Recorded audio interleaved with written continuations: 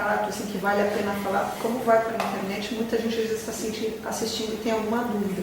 Você recomenda ou sugere que se cuide, ou que se coloque, ou que não se coloque, enfim, a parte burocrática da coisa, o contrato em si de casamento. Contrato escrito? Tem alguma coisa que vale a pena a gente lembrar? Claro, para garantir os direitos da mulher e então tem que ser uma coisa escrita, não pode ser uma coisa só. E quem já ele tem casamento no cartório aqui, segundo as leis aqui do país, então pode ser, se ele tem uma coisa escrita, um contrato registrado no cartório, então podemos fazer sem papel, mas se não tem, a gente tudo tem que ser registrado.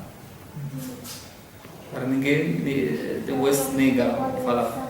Tem que ter coisa escrita, com testemunhas, tudo registrado. E uma curiosidade, que é uma coisa que acontece, às vezes tem casamentos de pessoas de países diferentes, né? O contrato em si, o casamento em si, ele é reconhecido em todos os países daí, independente de onde seja, de onde é da origem da pessoa, né? Ou não. Países islâmicos? É porque às vezes, por exemplo, tem um brasileiro ou uma brasileira e uma pessoa de fora. Aí o contrato é reconhecido pelos dois países, no caso. Tem que ser enganado, né? Pode traduzir. Traduzir. Não, para ser reconhecido amplamente, precisa ser enganado.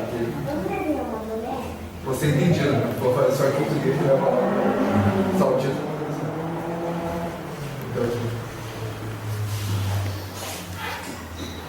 O que mais?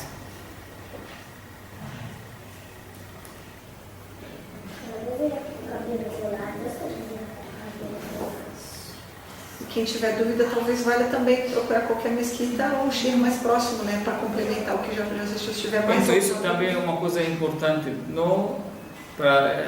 Eu recebi vários casos que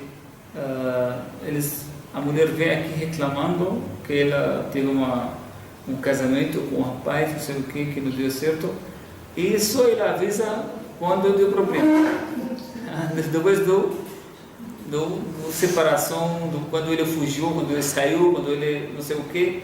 Isso também não é assim. Antes de fazer qualquer coisa, quer casar com qualquer, antes procura mesquita, procura sheikhs, procura para perguntar como eu faço para garantir o meu direito, para saber que eu vou casar com, quais são as regras. Então, para saber tudo isso, para evitar esses casos. Então, isso é muito importante. Eu recebi em casa, a gente se casou, não sei, eu fui no lugar, casou, mas ele depois não sei o quê, e ele reclama, esse muçulmano fez isso, pode ser isso no Islã, não sei o quê, mas ela só se viu reclamar depois do problema. O certo vem antes de fazer qualquer coisa, antes de trazer ele para cá. Tem que perguntar o que eu faço, isso é bom, não é bom, o que ele fala, o que ele quer fazer. Então sempre a gente procura consultas com as pessoas que têm experiência, para não fazer uma coisa errada. Eu não sabia disso, eu não sabia que no Islã isso, tem mulheres que eles acham que não tem separação, não tem divórcio, não tem. Então, para evitar tudo isso, melhor, antes de fazer qualquer coisa, procura mesquita, procura sheikh para explicar a situação, para não cair nesses problemas. Deixa eu perguntar uma coisa assim. É raro, por exemplo, assim, o casal comemorar o dia do seu casamento, por exemplo, assim, estou casando 10 anos, 15 anos, o marido dá flores, essas coisas, é raro? Se não tem uma coisa ilícita, não tem problema. Por exemplo, se o casal vai comer fora, com as crianças, o marido dá dentro flores, do ilícito não tem problema. não tem. Uma coisa que Só entre comemorada, não é uma festa, só.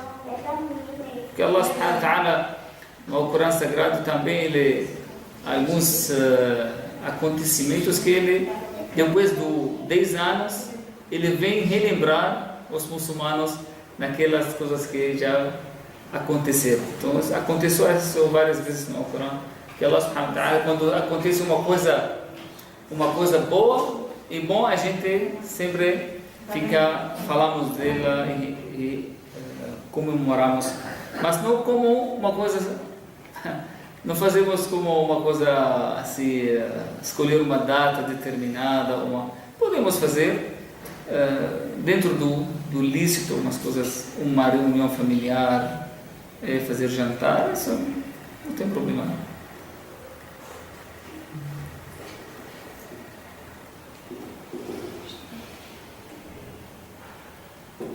Você falou em data separadas, não naquela mesma data, é isso? É melhor para não virar como uma data assim específica. Também não podemos falar que não pode, porque não existe uma coisa que proíbe. Que dentro do lícito, quando fazemos uma reunião, um jantar, então não uma coisa religiosa, estamos fazendo uma coisa religiosa, uma coisa da religião, uma coisa que a gente acha que uma reunião familiar que junta todo mundo para lembrar aquele dia que nós se conhecemos. Dentro desse sentido, não tem problema. Mesmo que o próprio profeta Muhammad sallallahu alaihi wasallam, ele sempre jejuava na segunda-feira, e quando ele foi perguntado por que o Senhor jejua toda segunda-feira, ele justificou porque o dia que ele nasceu. Então ele lembrava aquele dia porque ele nasceu na segunda-feira também. Então, uma coisa que quando tem um acontecimento bom, a gente não é ruim, a gente fica assim comemorando, lembrando, mas não fazendo coisas ilícitas. Dentro do ilícito, uma reunião lícita, e dentro desse sentido não tem problema. Então, por exemplo, assim, a criança faz aniversário no mês de outubro. Nesse mês, não na data que a criança nasceu, mas comemorar. Isso pode fazer.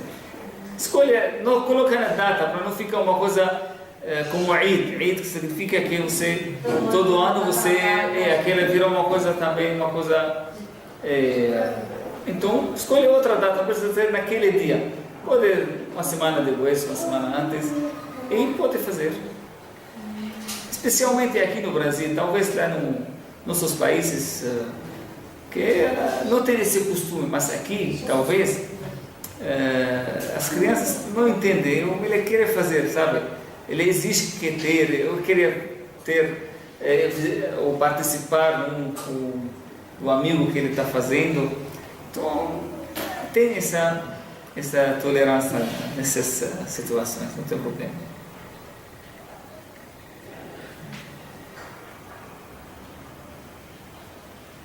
Tá bom? Sobre o dote, ele não precisa ser necessariamente material. Pode ser espiritual? Pode ser, no caso, noivo, dia noivo, o ensinamento do Corão. Pode ser. O mais importante é que ele aceite aquela coisa. Pode ser uma fortuna, pode ser uma coisa simbólica e pode ser uma coisa, um ensinamento. O mais importante é que ele aceite. Esse é o direito dele. A filosofia do dote, que o homem, como homem, o Islã, ele assume a responsabilidade de sustentar a família, então ele tem que provar isso para a sociedade. Então, quando ele vai casar, ele vai falar para a família da mulher e vai falar para a sociedade que eu sou capaz para sustentar a família. E a prova disso que eu vou colocar o dote.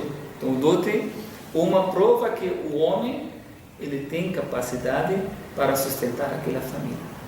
Então, esse é o sentido que é um direito também para a mulher, que ela não tem obrigações para sair trabalhar e pode servir como garantia para ela se acontecer alguma coisa e houve uma separação, pelo menos ela fica com uma coisa assim separada, uma coisa preservada para ele.